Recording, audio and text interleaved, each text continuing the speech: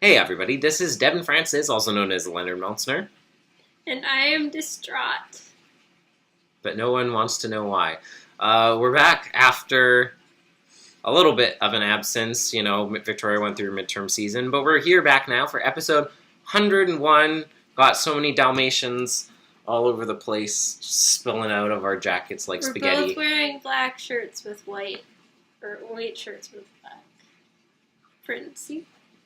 With black print. Oh. Yeah, we're both wearing white I shirts. thought you were saying black jackets. I'm Mine like, says Main Street.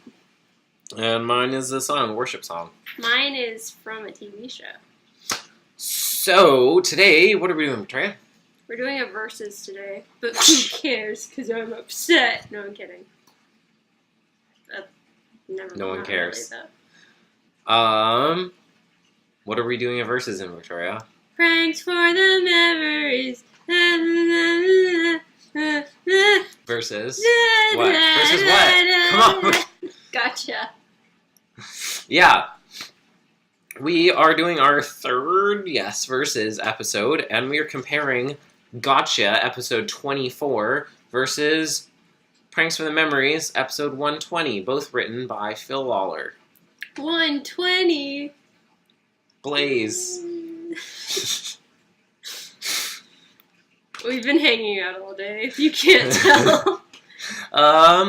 Okay, gotcha. So, Gotcha, as usual for the verses, I will give a cursory plot summary of one episode. Victoria will give the one of the other, and they're structured, worded in a way that helps show where things overlap, because there's lots of similarities. And we'll talk about one and the other, and then the differences and similarities, and who wore it better, and stuff. And yeah. Is it black with purple dots? Is it or red whatever? with gold lettering? Yeah. Okay. So, Gotcha. I thought you were gonna wait for me to say it, and I was like, No. You're saying that one. So, Gotcha, we start out with Chris gets pranked involving water in some vague, unexplained capacity. Officer Harley is telling the bird dog joke, gets interrupted by the blender. Tom gets pranked with yeast in his chocolate strawberry banana malt. And then Philo gets Whit and Tom with the clogged spray bottle. That's how you spell Philo? Yes. What? Tom warns Philo that someone will want to get back at him. It looks like Philo. Philo isn't scared because he's the best at pranking and also has a rabbit's foot from Connie. He reveals to Whit that Connie's been reading horoscopes for the kids. Connie thinks that she's getting a promotion because of her horoscope, but Whit has other things in mind. Whit tells her why it's bad, and Connie feels bad about it, but gets pensive. There's an envelope for Philo at Whit's end. He's distrustful. Connie opens it. It's a prank. The note tells Philo he'll be pranked before the end of the week. Whit ponders to Tom about the accessibility of the occult. Tom points out that the Bible needs to be marketed better to kids, be brought to life. Victor Frankenstein style. Whit gets the inspiration for the Bible room and begins construction for several days. Harley tries to tell the joke a second time, gets interrupted again. Harley tells Philo he needs to go on the offense. Harley tries to tell the joke a third time and is interrupted again. Whit debuts the Bible room. Philo gets covered in paint trying to create a counter prank in the basement of Whit's End. Harley interrupts Chris during the episode wrap-up to finish his joke. And that's what happens in that one. Now tell us about the totally different episode, Victoria, Pranks for the Memories. Quick question, do you actually think the joke's funny that they tell? Oh, that's alright. I think it's funny. Okay, so in Pranks for the Memories, Chris gets a rattle in the envelope in the opening sequence. Officer Orion's telling the bird dog joke and gets interrupted by the blender. Tom gets pranked with yeast in his chocolate strawberry banana malt. Curt is the Philo of this episode. He gets Whit and Tom with the clogged spray bottle. Clogged, okay, that makes more sense. Curt gets Patrick with office. You call him Patrick? I went back and forth, I think. Oh, that's weird. Curt gets Officer Orion with a bubbly bubbles in his whistle, in his police whistle. You worded these weirdly. Whatever. You weirded these wordly. Tom warns Tom, I can't read. You read it. I can't. Tom warns Curt that someone will want to get back at him. Curt isn't scared because he's the best at pranking. Whit tries to get Curt with a joy buzzer, but Curt doesn't fall for it. Lucy is planning a surprise party for Curt's birthday at Tom's farm. Everyone realizes that Curt will probably be paranoid about the party, but they decide to let it play out anyway. What about paranoia? Yeah, I know. There's an envelope for Curt at Whit's End. He's distrustful. Connie opens it. It's not a prank, but an invitation to the party. Orion tells Curt that he needs to go on the offense. Curt arrives at Tom's barn hours in advance trying to lay a counter prank for everyone. He gets impatient and gets covered in feathers and molasses. Once Curt concedes defeat as a prankster, Whit shakes his hand with a joy buzzer. Curt's birthday party still happens in Tom's house. So about 50% of the episode is identical, and then 50% is, like, completely different. Yeah, Gotcha was kind of, when it was adapted, it was split into 2 episodes, basically. Half of it was readapted, and then half of it was flashbacked. Yeah. And it began with Rabbit's Foot. In album 20. Yeah. And, listening to Gotcha again, it just felt very unfocused to me. Because there's, like, too much going on. Yeah, it just felt like... It is a very of two minds. It felt really clustered with stuff. And I got to the scene where they were talking about, like, horoscopes, and then Whit left. And then they just start, like, talking about, like, the Bible room and stuff like that. And I was like, there's way too much that they're saying in this episode. It feels like, I don't know, it's just kind of a bit overbearing. And I got to the point where they're talking about, like, horoscopes, and I felt like there wasn't really one sentence you can use to summarize this episode efficiently, because there's so much going on. Not without run-on sentencing. Yeah, and then Pranks for the Memories, it feels like very focused. Yeah, it has a single structured, and yeah, it was just, I feel like it did it better, and that's because it was just half of what was going on. And then one of the things that bothered me with Gotcha is that they spend the entire first, I don't know, about a quarter of the episode building up Philo's storyline, and then they just kind of, like, drop it. Yeah. And then they pick it up in the end, but only with a couple lines. And it's just they never really brush it off. Elaborately explain everything. Like, they have a couple lines throughout the episode, like, telling him and warning him about the fact that someone's gonna prank him. Yeah. But then he just appears at the end. He's, like, all covered with paint, and you've, like, no idea how he got covered in paint, and they never really explain it, and it just kind of feels weird. Yeah. We can talk about how the structures compare at the end, because there's more I want to say about that. It kind of felt like Always Open versus the RT podcast. Like, one's way more focused and structured than the other one. The other one's just kind of clunky. So, right off the bat, I want to say that for Gotcha, talking about that first, I want to say I am honestly amazed that they actually cut this episode when they did the Harley Purge, because they left several Harley episodes in, like Gifts from Magic Guy, so there was evidently some leeway if he wasn't bad enough in the episode. I don't understand why they cut it. There's nothing in this episode. Yeah, and here's the thing. Not only that, but this episode is actually quite important to the overall canon of Whit's End, because this is the introduction of the Bible Room. When I was younger, I was always very confused about the episode Return to the Bible Room in Album 2, the episode with Lucy and Jack hearing about the story of Jonah, because it's the first episode in which you hear from the Bible Room. So I'm like, what does the title mean? Why is it called Return to the Bible Room? This is the first time it appears. It's like the search for Thanksgiving 2, and there's no Thanksgiving exactly. 2, and you just don't understand the joke. Yeah. It's like you get the punchline, but they never tell you what the joke is, and you're just really confused. Yeah. Which I feel like is a good analogy for this episode, considering all the joke telling they try and do. The creation of the Bible Room in Gotcha is really important, and obviously it wasn't something they could recreate when they made Pranks for the Memories, because this was a chronological event that had clearly actually happened a long time before. We'll just have it happen twice, because goodness knows we'll just remake it, and it's like, I've created the Bible Room, and then Connie's like, don't we have another one? And it's like, no, we don't. Yeah, so I think, honestly, given that they got rid of this episode, which I think is a weird choice, so given that, it was actually quite clever what they decided to do, allowing people to still know about it by putting all of the relevant clips as flashbacks into a future episode, even though they did it, like, way later in Album 20. That's a long time later. Regardless, at least they did it, though.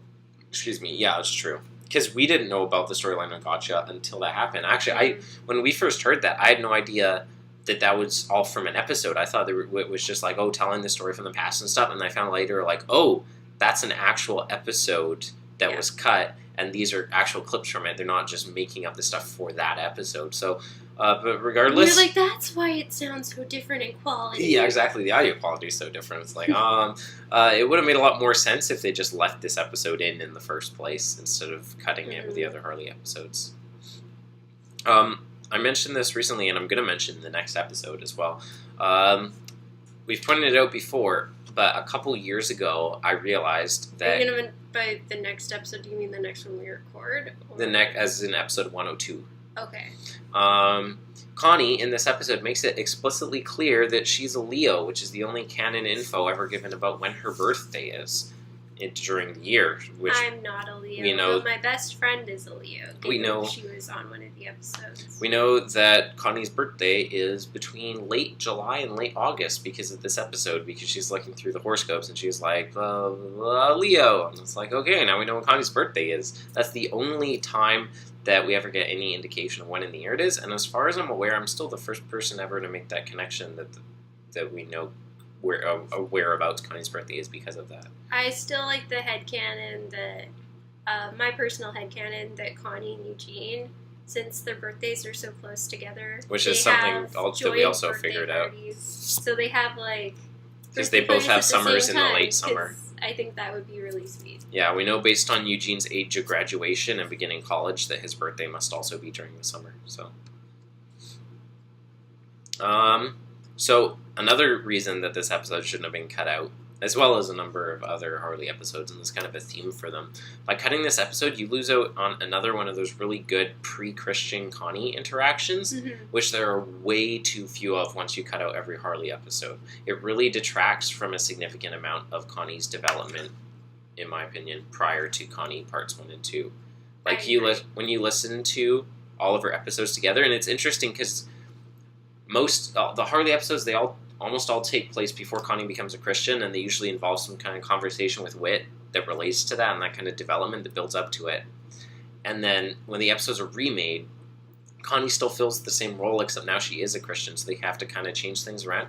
And lots of those things really help to build up all that, fleshing out the development that led up to Connie. And once you take all of them out and you look at what's actually left, there's not that much. There's not a whole lot, and it becomes a lot less developed to bring her up to that point. So that's why I think it's so important to listen to those episodes and actually see how they contribute to that stuff. See, that's why it was so interesting once we finally did get our hands on the deleted episodes, because we got them all at the same time. And then, so it's just all these new episodes, but Connie wasn't a Christian in any of them, and it was so interesting. Yeah. I was gonna say something. Oh, yeah. Tom, in Prankster the Memories, he gets his milkshake at the beginning, and he's like, I haven't had one of these in such a long time. I was like, I bet the last time he had one of them was when in Gotcha, when he had the other one. And so then he's just like, nothing bad can happen. He drinks it, he's like, not again. Yeah. It's funny because he is like, that's not exactly how I remember it tasting. I'm like, well, actually it is. The rattle in the envelope prank, is that like an actual thing that's just died away with time? Because it's been mentioned multiple times on AIOO. It's mentioned in both of these episodes. Do you know how it works? I've never heard of it anywhere outside of Adventures in Odyssey before. I haven't either. I might have. I'm guessing it's like an old-fashioned prank that just doesn't really exist anymore. Is it like a joy buzzer? Kind of like the joy buzzer, I assume, in that people don't really use joy buzzers anymore, except at least, still know what those are. I don't know what a rattle in an envelope is. I assume it's just kind of some kind of wound-up thing, like when you open a card and make some music, you, like, open it, and then it, like, spins like a party spinner thingy, and then it's like, bah, loud noise. Blah. But yeah, I've never heard of it outside of Odyssey, so I guess that was interesting. I just want to say, I like how there is nothing rigged in the envelope more in Prankster the Memories, because I get why there isn't anything rigged with the one and there is something with the other, but I just think it's more interesting that there's nothing rigged. Yeah, and I kind of the Memories, because it sticks with the theme of we're not gonna do anything to you, we're just gonna make you paranoid. Yeah, and Well, except in Pranks for the Pranks Memories, for the Memories, they're not trying to parody. they're literally not trying to do not trying to anything, do which is the anything. interesting. That's the biggest difference between the episodes, besides like the major, like the fact that the Bible room was in there and the party and stuff. Okay, Like that. so We'll this talk about that as well. Also, this one was adapted into Champ of the Camp, that one prank where they don't do anything to the girls. Yeah. I feel like that's kind of like it's a trope, but Look it's at not that. a super That's common actually trope. what my next comment Oh, was. nice. I feel like it is a trope though, but not a common one. Like we're gonna do something, but the thing we're gonna The prank do is that we did nothing. not doing anything to you. Yeah. Like I bet that is on TV trope somewhere. Probably. I mean, what isn't, right? It's a lesser trope, but I feel like it's still something that you can easily recognize sure. when it comes up. So yeah, like Victoria was saying, obviously a major difference in the prank side of things is that Curt pranks himself with his ambition in Tom's barn, and it's purely self-manufactured for Curt. No one else is trying to like get at it or anything. Whereas Philo gets the old manufactured paranoia trick that Victoria was talking about, plus that same self-sabotage that Curt got, although we don't see it on Philo's part for time's sake. I really wish we got that. And even though they didn't reuse the lack of pranks being the pranking for Curt in the remake, the concept did happen much later / earlier to Connie and Champ of the Camp. Yeah.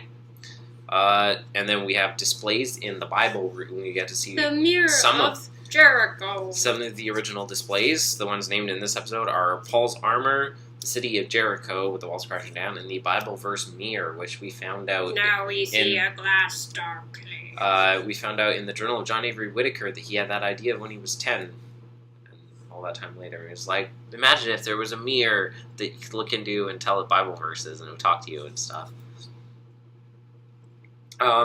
And another interesting difference, in this original episode, Harley actually gets to finish his joke as opposed to the remake, except that he doesn't finish it in the episode. He interrupts Chris during her wrap-up, and he's like, whoa, whoa.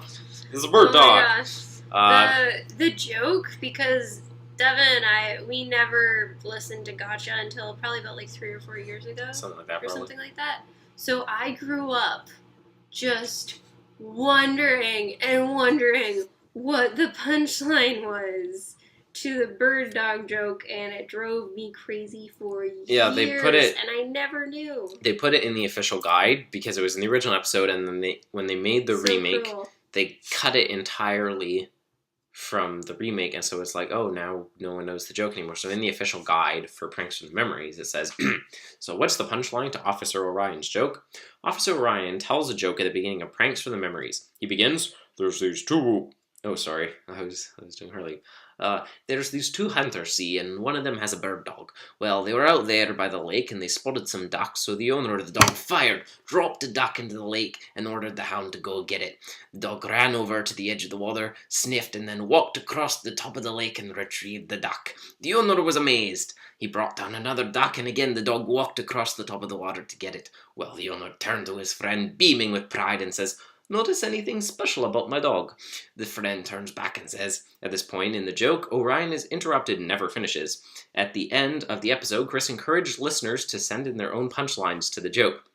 The teams received many creative punchlines over the years, usually mentioning something about the lake being frozen. But the original punchline is this. The friend turns back and says, yeah, your dog can't swim. I think that the can't swim thing is funnier than... I think it's pretty funny. Yeah, anything that they kids would have submitted, but...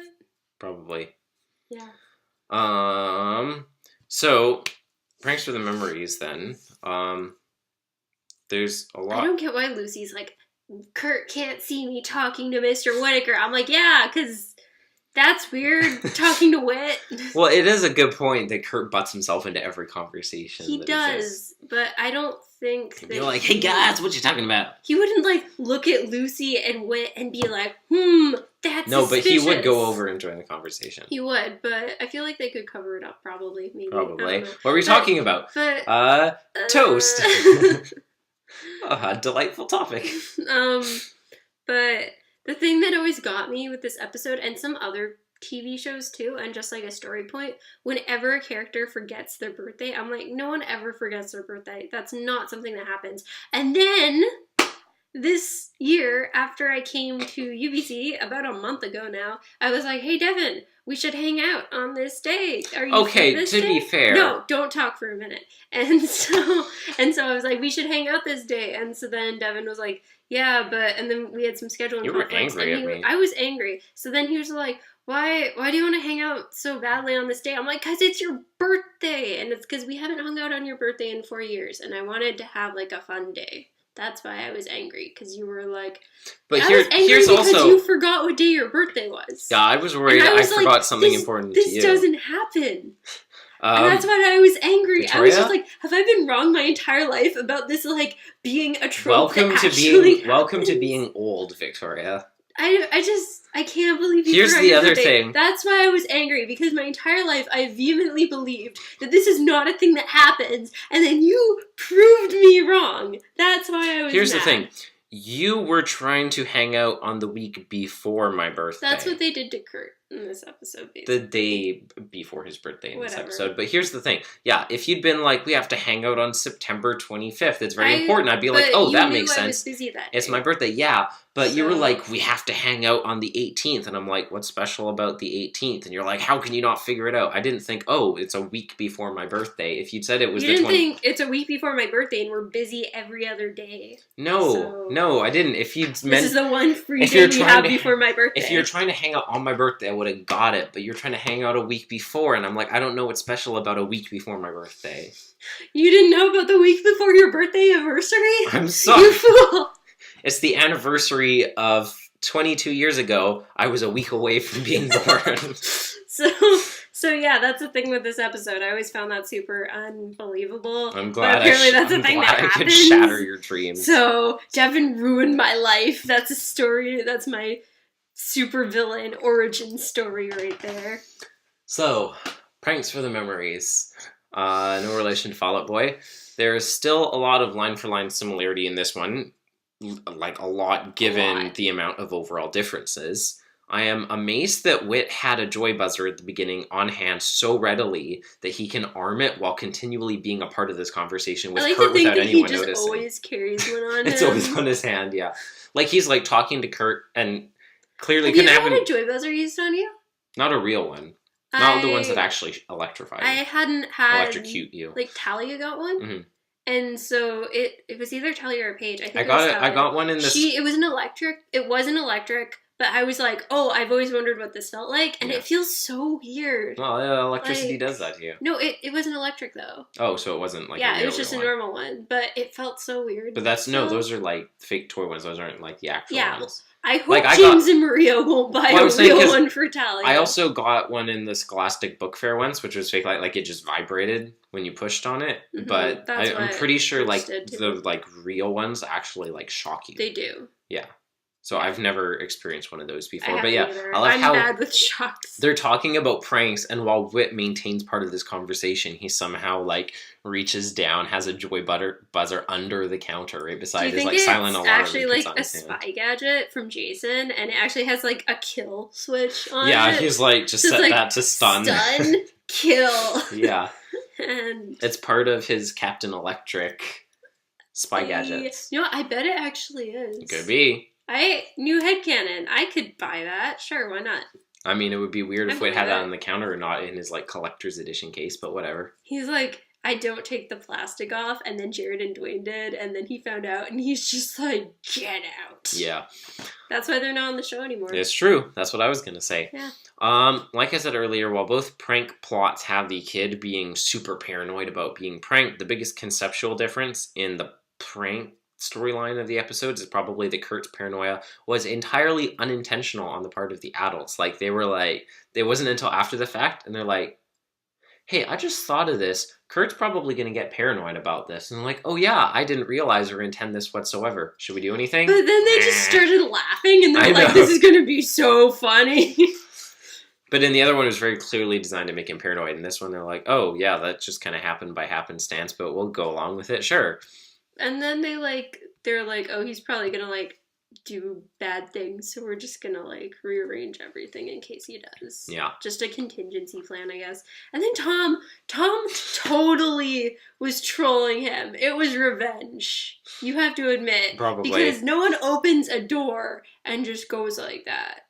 Goes off like that, especially Tom. Oh, you mean Tom's, at the like, end when he opens the door? He opens the door, he's like, who's in there? And Of then, course he was doing that. Was the whole point. That's why he put strategically placed things in order to get Curt. Like, that's why he turned off the generator so that Curt would, like, go and try and peek in the door. Do you think, like, no one else knew about that, and it was just Tom's personal vendetta, and then Curt walks in the end, and they're like, what He did tell Whit that he left strategic stuff, and he turned off the generator so Curt would try and peek at the door, and then he would be there when he went to do that. Do you think it was, like, a messed Makarov thing where he's like, I'm gonna do this, and he's like, how about you don't? And then he does it anyway. Yeah.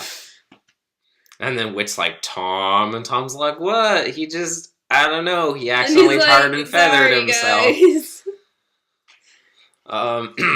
And he starts trying to, like, eat his head like messed, and he's just like, I must know their secrets. Even though Prankster in the Memories is several minutes shorter than Gotcha, it doesn't entirely feel like there's enough new content in Curt's episode to pad out that length after you take out all of the horoscope, rabbit's foot, Bible room stuff. I mean, I guess it's made up for with the whole party and the farm. And the fact that we actually see Curt's self-sabotage. Can I just say, I really am glad that they added the self-sabotage scene. Because I feel like it adds a lot. And if it weren't for the fact that I listened to Prankster the Memories before I listened to Gotcha, I would be so much more confused and unsatisfied with what happened to Philo, but because I know what happened to Curt, I just imagine the exact same thing happening. So then I'm like, okay, I'm more or less okay with what happened to Philo because it was probably just, like, the same deal. So speaking of the barn, I really like how when Curt gets to the barn hours and hours early, and Tom and Whit on the phone, they're like, okay, we should probably intervene now. That intervention takes the form of letting him alone in there for hours and hours. Like, let's intervene. And then when at the end, he's like, Tom, I thought you were going to do something. He's like, I did something. I watched through the window and I laughed. Yeah, he's just sitting there with his binoculars. I smiled. Fondly.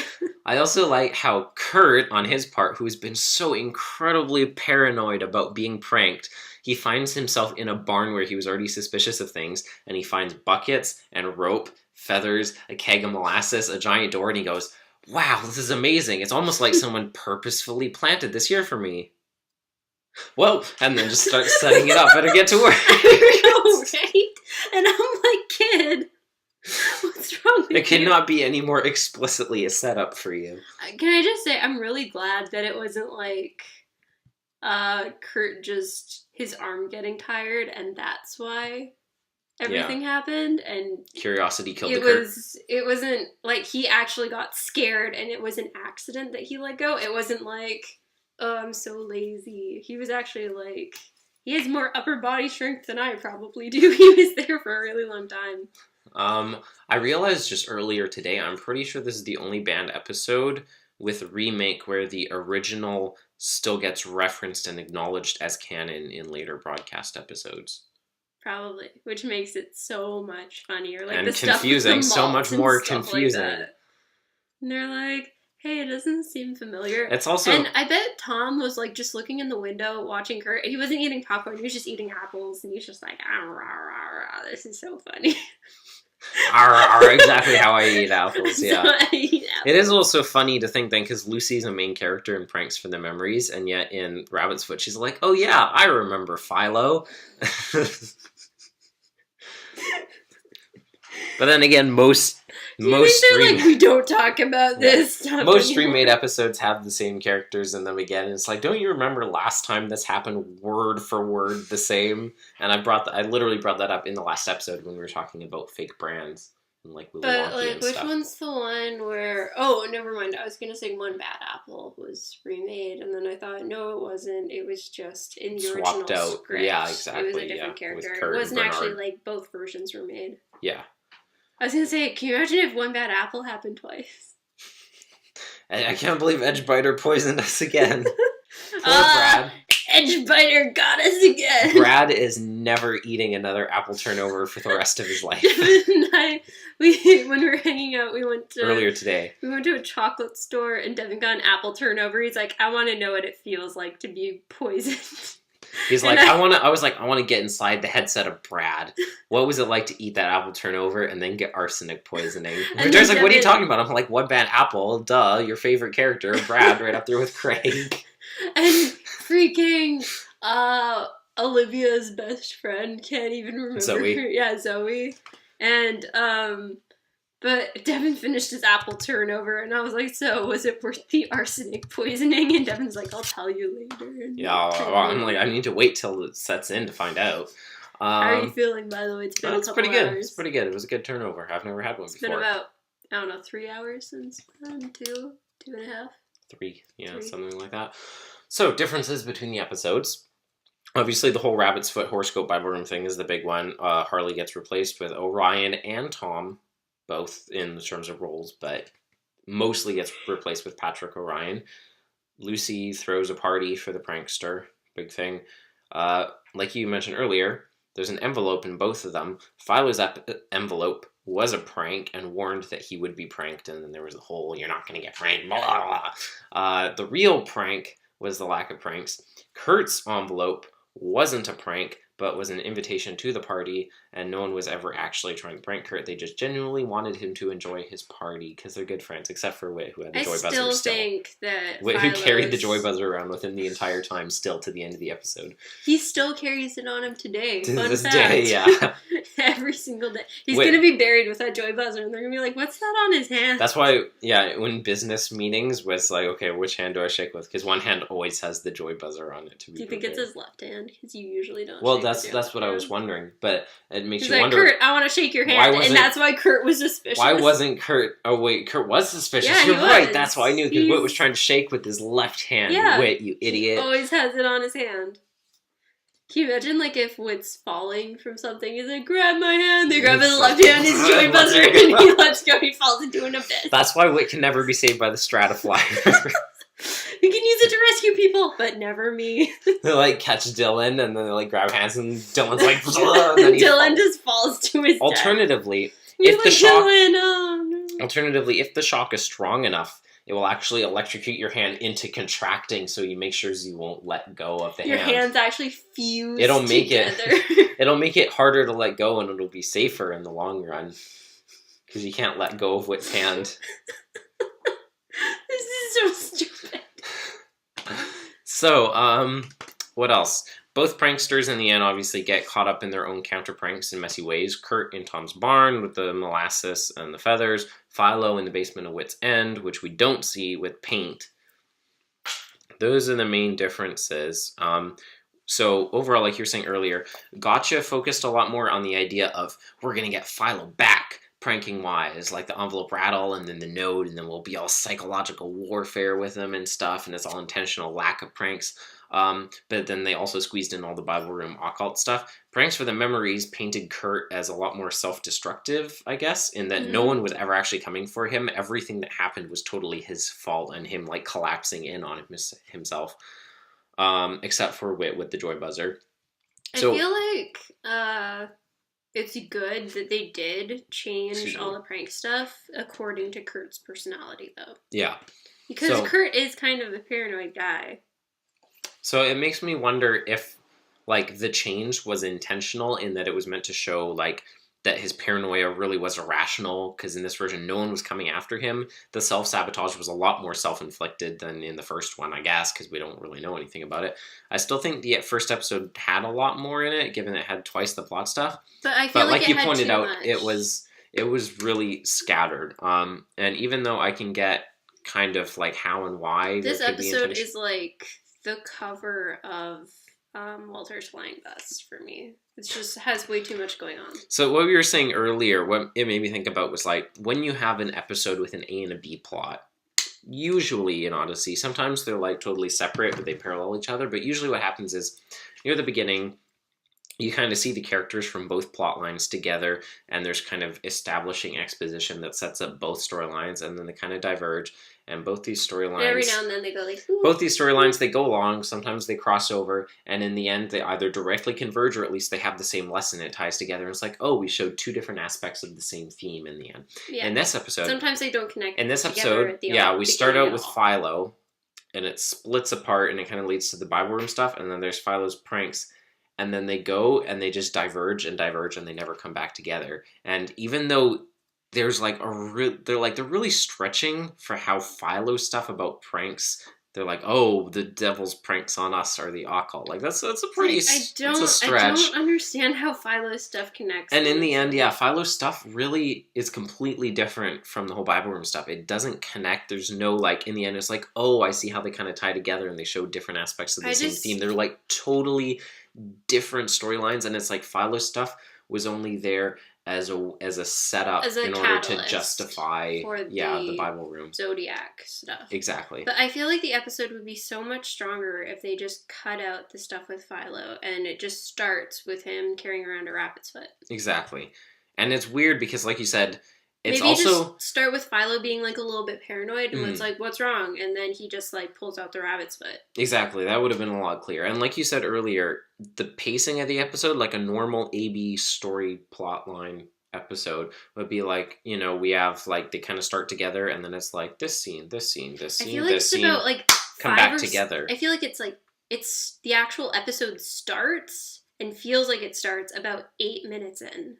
And it shouldn't be like that. The pacing of the storylines in this one is like it starts out entirely on Philo, and then it just diverges. Like, switches. Yeah, it just side switches into that one, and then the entire rest of the episode is the Bible line, except for like teeny tiny little dots of Philo scattered here and there. And because they're so small and they're barely there, it just feels really awkward every single time it switches focus back. After you hit a third of the way through the episode, 90% of the rest of it is about the Bible room stuff. And I feel like the reason it's switching back is just to show a passage of time, kind of. There's just barely enough stuff after that point with Philo to be like, oh yeah, I guess this storyline still exists, so we kind of need to show you stuff from it. Yeah, and it's just also there to like pique your curiosity because you're given less information about what Whit's doing. Mm-hmm.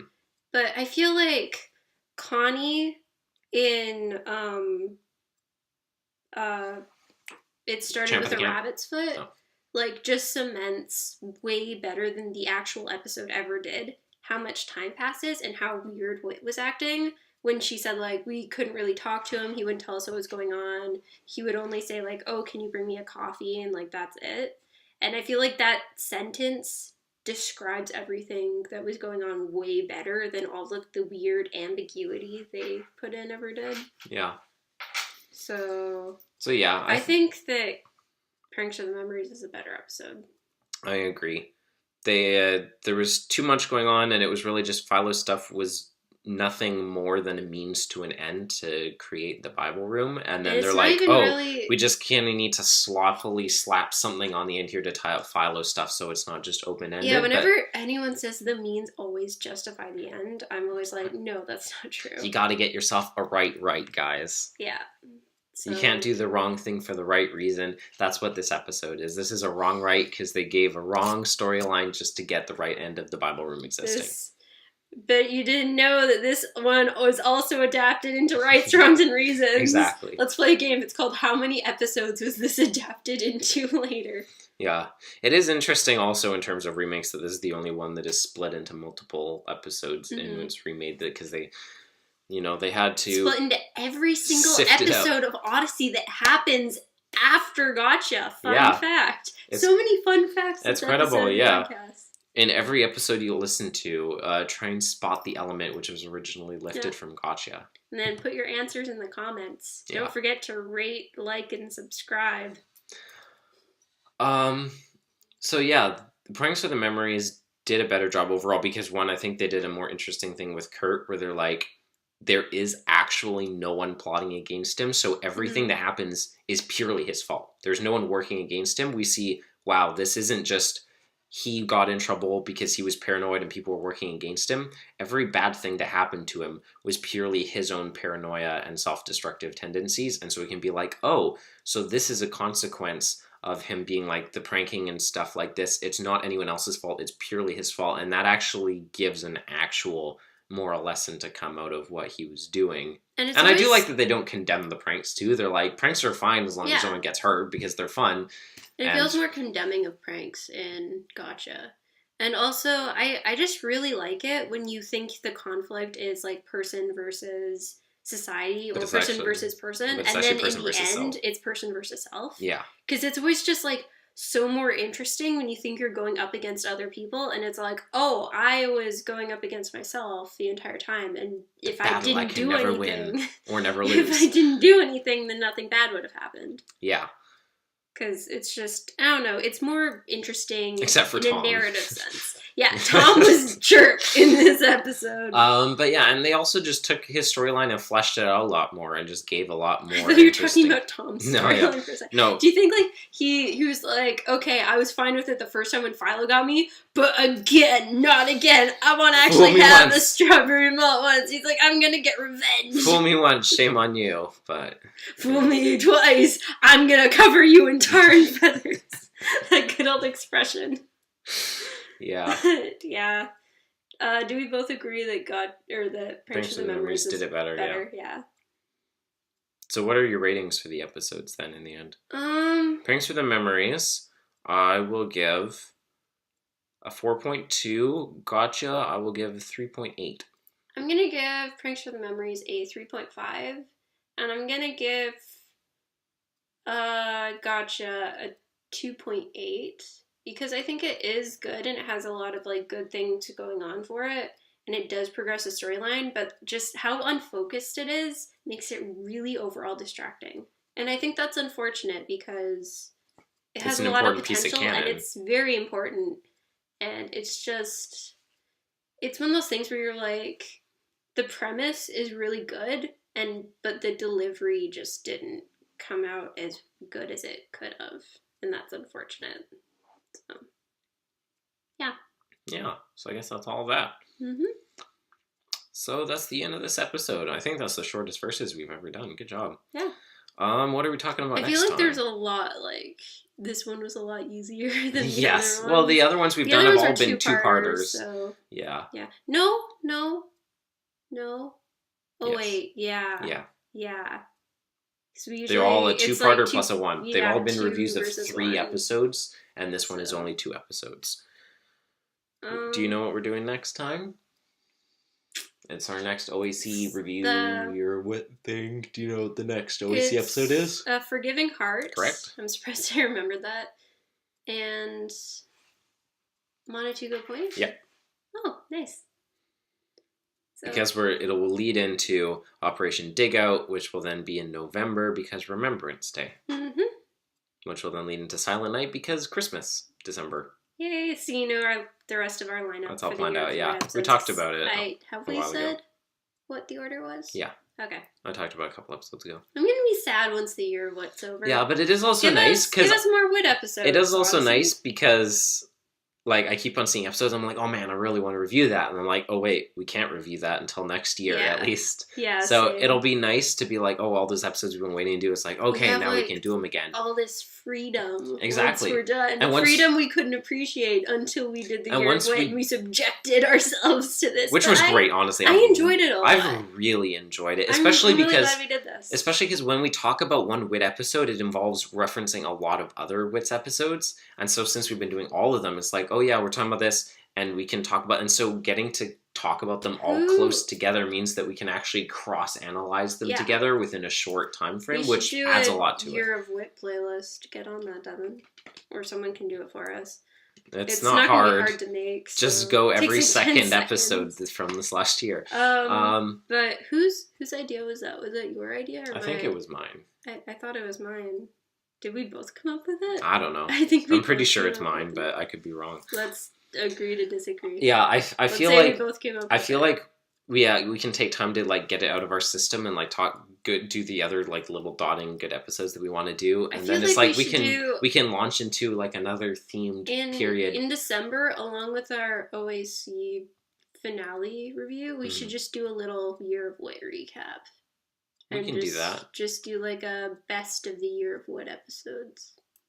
any Maybe. worse. We'll see what happens in December when we get there. It sounds like a good idea. Can we? I feel like my best OEC episode and my best Year of Wood episode are going to be the same episode.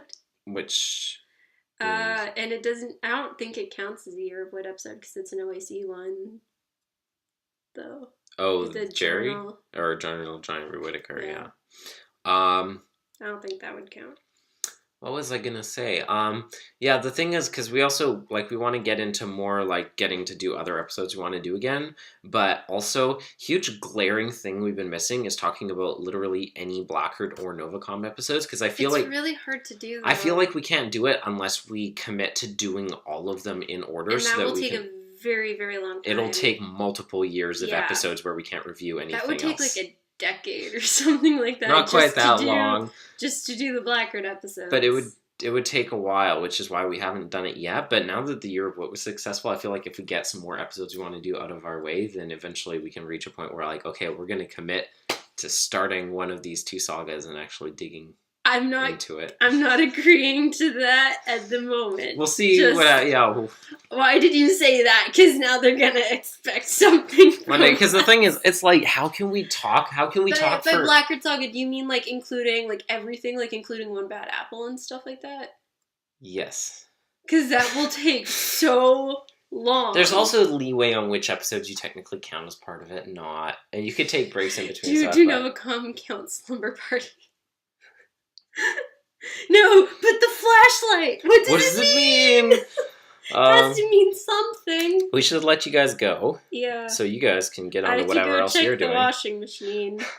But, yeah, look forward to next time. A Forgiving Heart and Rescue from Manatugo Point. And Victoria may have washed her headphones in the washing machine, which is why she was upset at the beginning. I'm so paranoid. Until then, thank you for joining us on our side of the YouTube. I've been Devin Francis, also known as Leonard Meltzner. And where are my headphones? And you've been watching the Adventures in Odyssey Oddcast.